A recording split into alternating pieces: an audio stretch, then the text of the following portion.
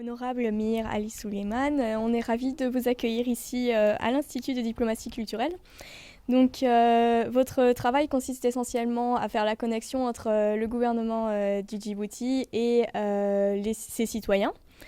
Vous traitez avec toutes les régions et présentez les différentes demandes au gouvernement et aux institutions gouvernementales.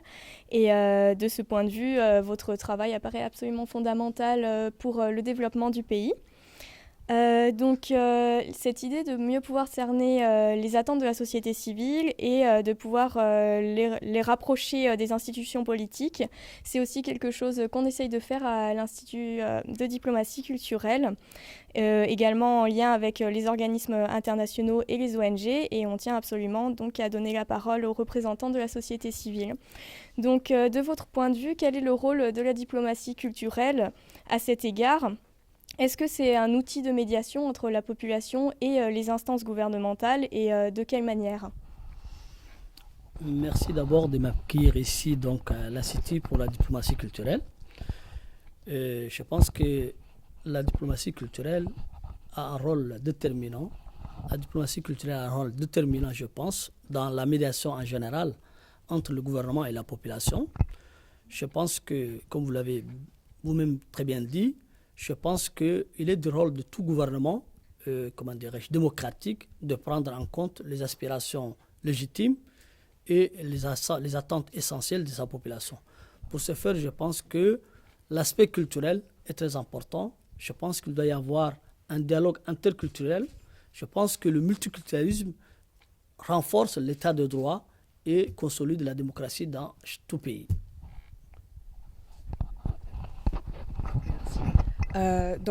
Puisqu'on parle justement de multiculturalisme, nous vient tout de suite à l'esprit finalement la position un peu privilégiée du Djibouti dans la Corne de l'Afrique. Et donc en fait, on a vu de tout temps que c'était un carrefour culturel, commercial entre l'Afrique et en particulier le monde arabe, donc en Asie.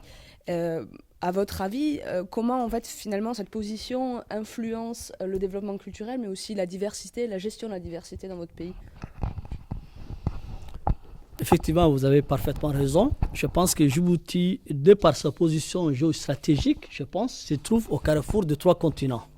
Continent africain, continent asiatique et continent européen également.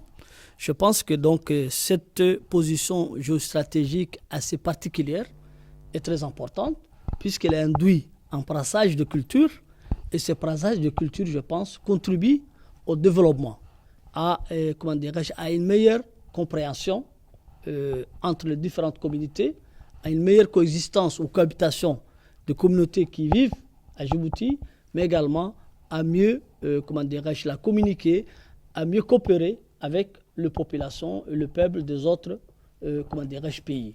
Donc je pense que cette diversité culturelle, c'est un privilège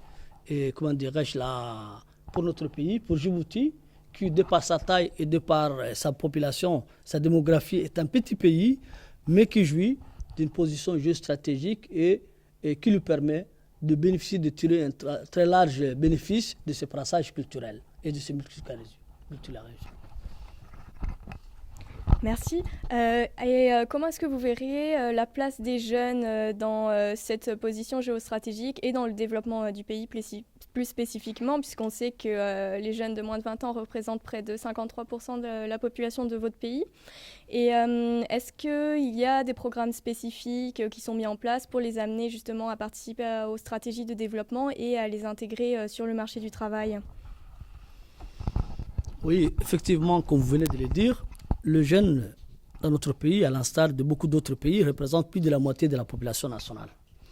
Donc, il y a un programme très ambitieux qui a été mis en place par le gouvernement il y a de cela maintenant une dizaine d'années.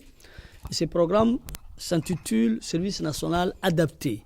C'est pas donc en somme, c'est pas à vrai dire une sorte de service militaire, mais c'est un programme spécial élaboré à l'intention de jeunes qui sortent du système éducatif pour essayer donc de leur trouver des débouchés.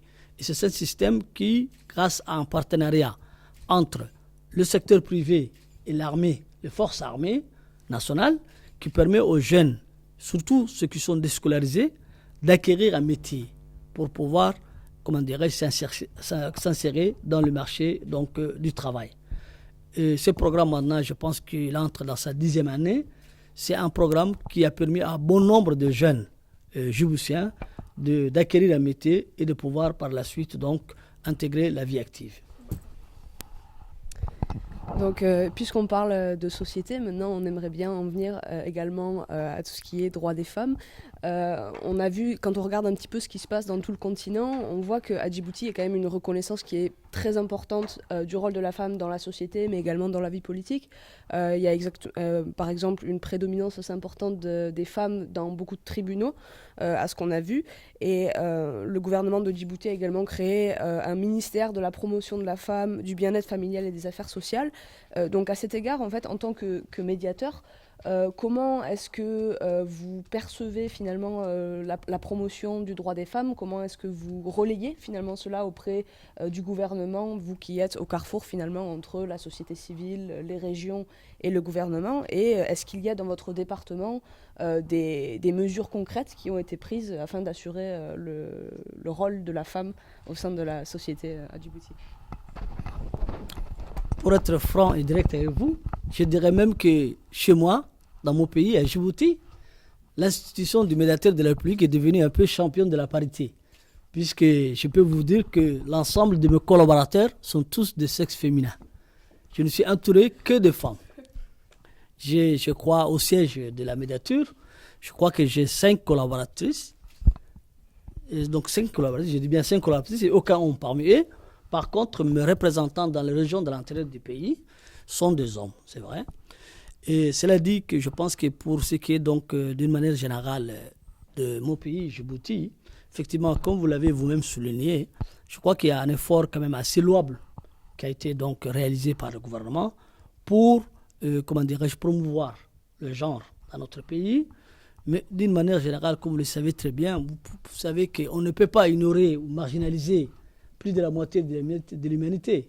Donc je pense que depuis, je pense maintenant, bientôt 15 ans, je pense qu'il y a toute une stratégie nationale d'intégration de la femme qui a été élaborée et mise en œuvre. Je pense que maintenant, il y a de plus en plus de femmes à Djibouti dans toutes les sphères décisionnelles de la vie nationale. Je pense que vous l'avez vous-même mentionné, il y a de plus en plus de femmes magistrats. Je pense que le plus haut même magistrat de mon pays, c'est-à-dire la présidente de la Cour suprême, c'est une femme. Nous en félicitons d'ailleurs, nous venons d'avoir notre première des femmes ambassadeurs. Le ministère, il y avait un ministère, comment dirais-je, le ministère de la promotion de la femme et du planning familial est devenu depuis, je pense, maintenant quelques années, un ministère de plein exercice, de pleine souveraineté, alors qu'auparavant, c'est là plus d'une décennie, je pense que c'était au départ, au moment de sa création, c'était un ministère délégué qui était rattaché au Premier ministre. Mais maintenant, depuis bientôt presque 6 ans, je pense que c'est un ministère de plein exercice. Et la titulaire de ce portefeuille, qui plus est une amie personnelle à moi, je pense fait beaucoup de choses qui vont dans le sens donc de la promotion du genre dans notre pays. Et je pense que, effectivement, la tendance générale en Afrique en ce moment, je pense qu'il y a une prise en compte, je pense que des dirigeants africains, des dirigeants politiques africains, commencent à prendre conscience de l'importance qu'il y a à faire jouer à la femme le rôle qui est le sien dans le développement national, dans le développement économique, politique du pays. Très bien, merci beaucoup. Merci pour toutes ces réponses très intéressantes et d'avoir pris le temps de discuter avec nous ici à l'Institut. C'est moi qui vous remercie. Merci. Merci.